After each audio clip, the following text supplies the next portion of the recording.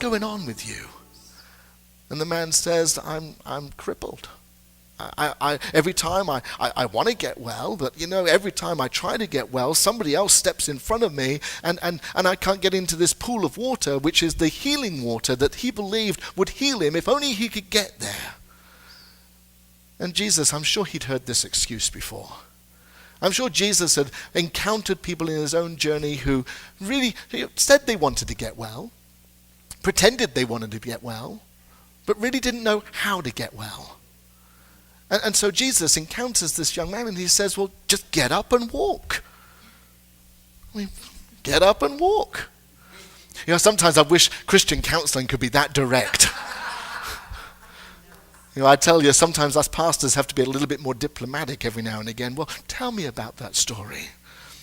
I'm sure every time I have to say, if any of you have been to our Minister of Congregational Care for counseling, I tell you, we have a small office over there and we can't hear what's going on in the office, so, it's very confidential. But what we can hear is Reverend Alex every now and again just burst into huge laughter. And my hope and prayer is he's not laughing at the person who's, good grief. Oh, I've heard that story 1,000 times before. I can just imagine Jesus doing that, holding back the laughter. Get up and walk. Just get up and walk.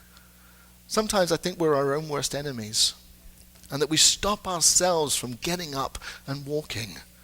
And Jesus commanded this young man just to get up and walk, to get past whatever it was, all the excuses, all of the things that we put in our way. Oh, people don't like me. I'm not worthy. People think somehow I'm not going to be good looking enough. To get up and walk. To move in our own journeys and to know that this is a fresh start that Jesus is offering us. If we truly embody the presence of the Holy, there is nothing that we can't get over or that we can't get past in our lives.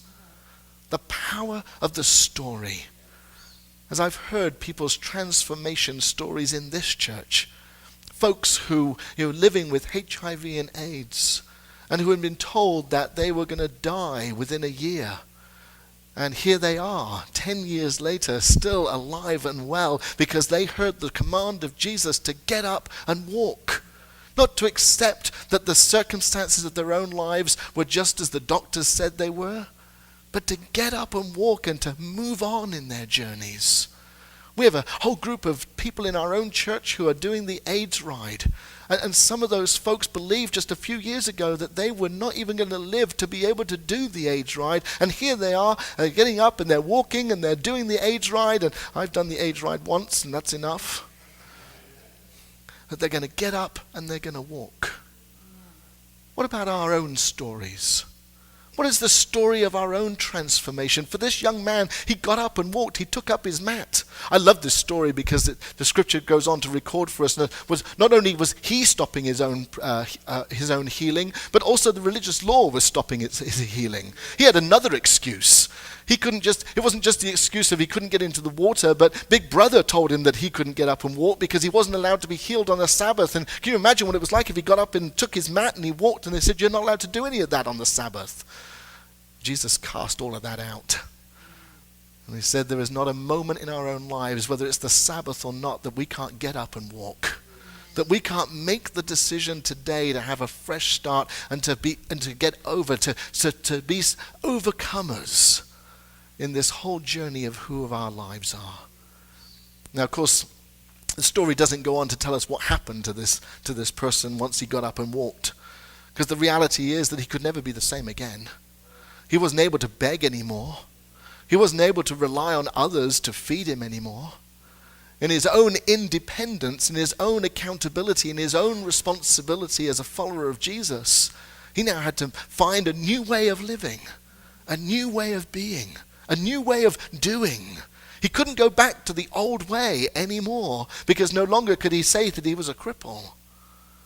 I think sometimes we're fearful of new ways of living and new ways of doing and new ways of being because we're so caught up in the familiarity of yesterday that we're not ready for our fresh start today. Get up and walk. I'm sure you've heard the stories of transformation of folks who sit around you in the pews this morning. The stories of transformed lives. Once I was lost, now I'm found. Once I was blind, now I see. The stories of transformation are the stories that bring people out of the shadows and into the light of faith. Those are the stories that will change people's lives today. I love Scripture, don't get me wrong. I love the stories of old. But you know something, sisters and brothers? The great faith today is not the faith based on our ancestors, but is the faith that is based on the mystery of our own lives, of how we are being changed in the twinkling of an eye, how our lives are being transformed. Only you and I know where our lives have been. Only you and I know what our lives were like yesterday. And only you and I have a story of transformation that will touch people's lives today and will enable them to find the Christ that we have in peace today. I want to encourage you to think about your own story of transformation. Where were you? What were you like before you encountered Jesus? What was your story? And to begin not only to live your story, but to tell your story. To tell your story of transformation. It's those stories that help me continue in my journey of faith. It's those stories that encourage me on my pathway of journey. It's those stories that give me hope as I reach out and as you reach out and as we continue to reach out beyond the walls of this church. It's our stories of transformation. We have two folks in our congregation who have just come back from missionary work, and they're both present with us this morning. It's so good to see you, Charles, and so good to see you, Laura. And I know that your lives have been transformed by the experiences that you have just gone through. Not only has it transformed you, but those stories will help to transform us as you share those stories amongst us. And then there are the stories just of where we've been and where we are. Oh, I look back in my own journey. I look back what I was like when I was 15, when I first came into MCC, and what I'm like now at 40 something. What the transformation of my own life. And that has been transformed not just by the faith of those who've believed in me, but they've been transformed because I've watched the lives, ordinary lives like yours, go through that transformation process. Our stories are the most powerful thing that we have to share with one another. And they are the stories that will encourage others who perhaps think that if they walked into a church that somehow a lightning bolt's going to hit them. The story that says that none of us have done anything that cannot be forgiven and cannot be covered by the grace of Jesus. It's not too late for a fresh start. I hope that you take this opportunity to create your own fresh start this morning, and every morning that you get breath in your body, to know that with God all things are possible as we follow in the journey with Jesus. God bless you this morning. It's such a joy to see your smiling faces, and may the light of Christ continue to illuminate our lives so that we can not only follow the path, but we can create the path for others who are looking to join us on this journey.